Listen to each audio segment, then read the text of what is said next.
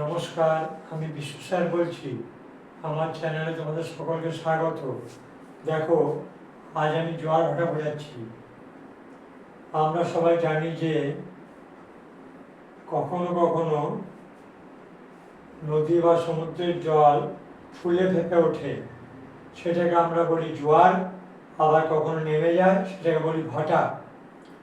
জোয়ার ভাটা হয় কেন না, জোয়ার ভাটার কারণ হচ্ছে সূর্য এবং চাঁদের মিলিত আকর্ষণ, তার সঙ্গে পৃথিবীর আবর্তন গতি।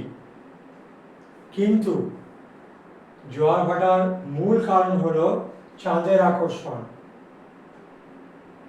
পৃথিবীর জলরাশির যে দিকটা চাঁদের দিকে থাকবে, সেই দিকে জোয়ারটা জোরালো হবে।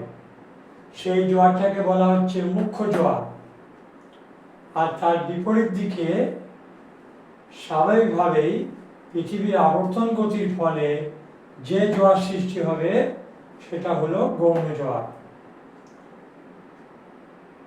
আর অন্য দুদিকটাতে হবে ভাটা, কারণ জলটা এই দুটো জায়গা থেকে টেনে নামিয়ে নিচ্ছে, মানে বাড়িয়ে দিচ্ছে।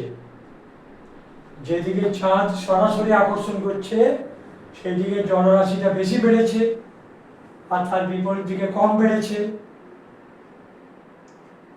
তাহলে চাঁদের দিকটাতে হলো মুখ্য জোয়ার, আর তার বিপরীত দিকটাতে হলো গৌণ জোয়ার।